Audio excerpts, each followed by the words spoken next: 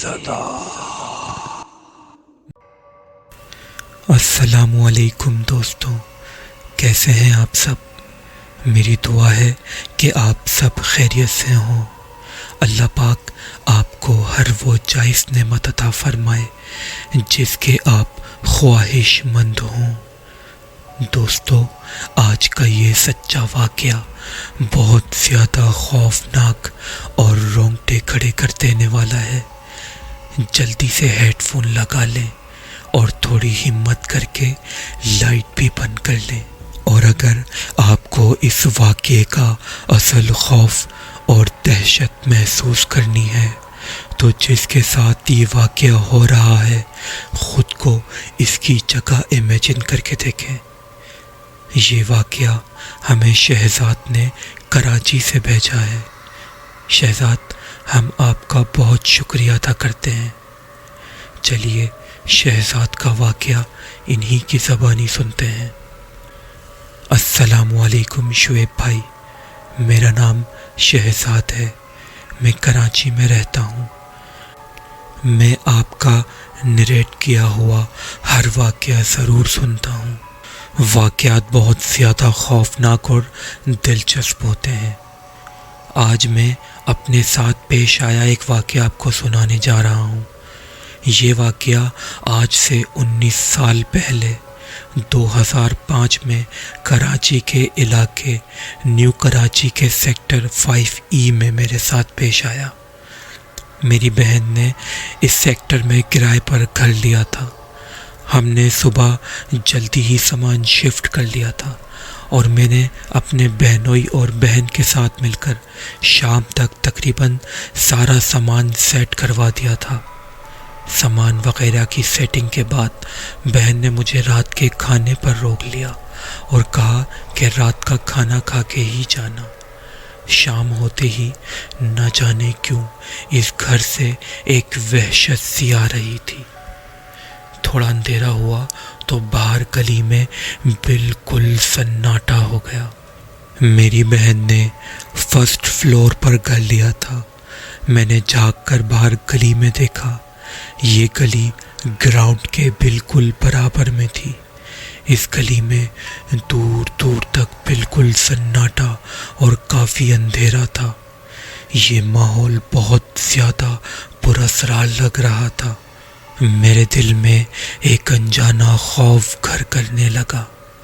خیر، میں اندر آ کر بیٹھ گیا۔ میری بہن کچن میں کھانا بنانے میں مصروف تھی۔ میں اپنے بہنوئی سے باتیں کرنے لگا۔ میرا بھانجا جو اس وقت تقریباً 4 سال کا تھا، وہ اکیلا صحن میں کھیل رہا تھا۔ اچانک وہ زور زور سے رونے لگا۔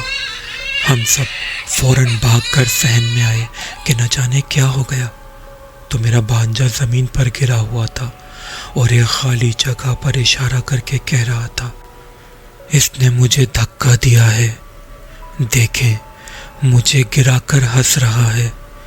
لیکن جس جگہ وہ اشارہ کر رہا تھا وہاں پر کوئی نہیں تھا۔ میں نے اپنے بہنوئی کی طرف دیکھا۔ بہنوئی بھی حیران پریشان مجھے دیکھ رہے تھے۔ میری بہن بھی خوف زدہ ہو کر ہکا بکا ہم دونوں کو دیکھ رہی تھی۔ ہم تینوں ہی بہت زیادہ ڈر گئے تھے۔ میں نے اپنے بھانجے کو گود میں اٹھایا اور اندر لے گیا۔ میں نے اس سے کہا کہ بیٹا وہاں کوئی نہیں ہے، لیکن میرے بھانجے نے کہا کہ نہیں، وہ بلیک بالوں والا بچہ دیکھیں، اس کا منہ ڈوگی جیسا ہے۔ بچے کی یہ بات سن کر ہم تینوں ہی بہت زیادہ خوف زدہ ہو گئے تھے۔ ہم سمجھ گئے تھے کہ اس کو کوئی غیر مرئی مخلوق نظر آ رہی ہے۔ میری بہن نے آیات پڑھ کر اس پہ دم کیا۔ بہنوئی نے کہا کہ میں صبح اس کو کسی مولوی کے پاس لے جاؤں گا، وہ اس کو کوئی تعویذ وغیرہ دے دیں گے تو شاید اس کا ڈر کم ہو جائے، ابھی اس کو بالکل اکیلا مت چھوڑو۔ خیر، میری بہن نے بھانجے کو سلا دیا اور پھر کھانا بنانے چلی گئی۔ سب نے کھانا وغیرہ کھایا، چائے وغیرہ پی۔ فارغ ہوتے ہوتے تقریباً رات کے 12 بج گئے تھے۔ میری بہن نے کہا رات کافی ہو گئی ہے، آج یہی رک جاؤ، صبح چلے جانا۔ لیکن میں نے کہا نہیں، مجھے صبح آفس جانا ہے، آج گھر جانا ضروری ہے۔ میں تقریباً 12 بجے ان کے گھر سے نکلا۔ نیچے اتر کر میں نے اپنی بائک اسٹارٹ کری، لیکن میری بائک اسٹارٹ نہیں ہو رہی تھی۔ میں نے بہت کوشش کری، لیکن میری بائک بالکل بھی اسٹارٹ نہیں ہو رہی تھی۔ میں نے اپنی بائک کو وہیں کھڑا کر دیا اور کہا کہ میں پیدل جا رہا ہوں۔ میں نے اسٹاپ سے کوئی رکشہ وغیرہ کروا کر اس میں چلا جاؤں گا۔ میرے بہنوئی نے کہا کہ میں تمہارے ساتھ چلتا ہوں۔ میں نے کہا نہیں، آپ تھک گئے ہوں گے، میں چلا جاؤں گا، کوئی بات نہیں۔ میں اکیلا ہی ان کے گھر سے اپنے گھر کی طرف جانے کے لیے نکل گیا۔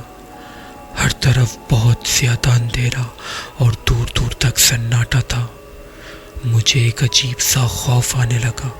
میں نے ابھی تھوڑا سا ہی سفر طے کیا تھا کہ میرے پیچھے سے قدموں کے چلنے کی آواز آنا شروع ہو گئی۔ میں نے مڑ کر پیچھے دیکھا، لیکن دور دور تک صرف اندھیرا اور سناٹا تھا۔ میرا خوف مزید بڑھ گیا۔ جب میرا خوف اور دہشت بڑھی تو مجھے اپنے دوست کی بات یاد آنے لگی۔ میرے دوست نے کہا تھا کہ اس سیکٹر کا تقریباً ہر گھر ہی ہانٹڈ ہے۔ اس وقت تو میں نے اس کی بات کو نظر انداز کر دیا تھا، لیکن اب اس کی بات سچ ثابت ہوتی لگ رہی تھی۔ میں نے قدموں کی آواز کو نظر انداز کیا اور تھوڑا ہی آگے چلا تھا کہ کسی نے سرگوشی میں میرا نام لیا، شہزاد۔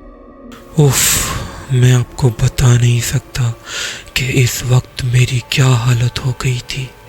میں اپنے قدموں اور دل کو سنبھالتا ہوا تھوڑا اور آگے چلا تو ذرا اور تیز اور خوفناک سرگوشی کی آواز میرے کانوں میں آئی، شہزاد۔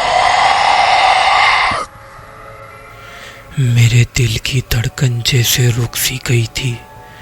میں نے ڈرتے ڈرتے پیچھے دیکھا، لیکن پیچھے دور دور تک کوئی نہیں تھا۔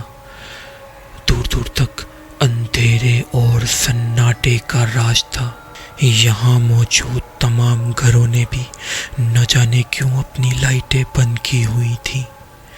میں نے گھروں کی طرف دیکھا، کہیں کوئی گھر سے تو آواز نہیں دے رہا، لیکن یہ گھر عجیب پراسرار تھے۔ ایسا لگ رہا تھا کہ ان میں کوئی صدیوں سے رہتا ہی نہیں ہے۔ میرا پورا جسم خوف کی وجہ سے بری طرح کانپ رہا تھا۔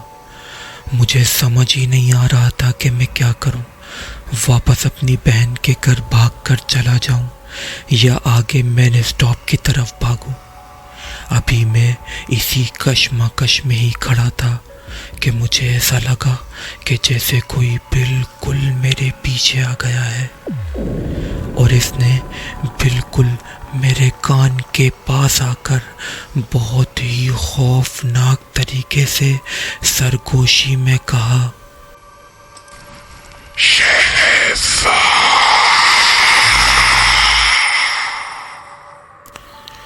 میرے پورے جسم میں ایک عجیب سی سوئیاں چبھنے لگیں۔ خوف اور دہشت کیا ہوتی ہے مجھے اس وقت اندازہ ہوا۔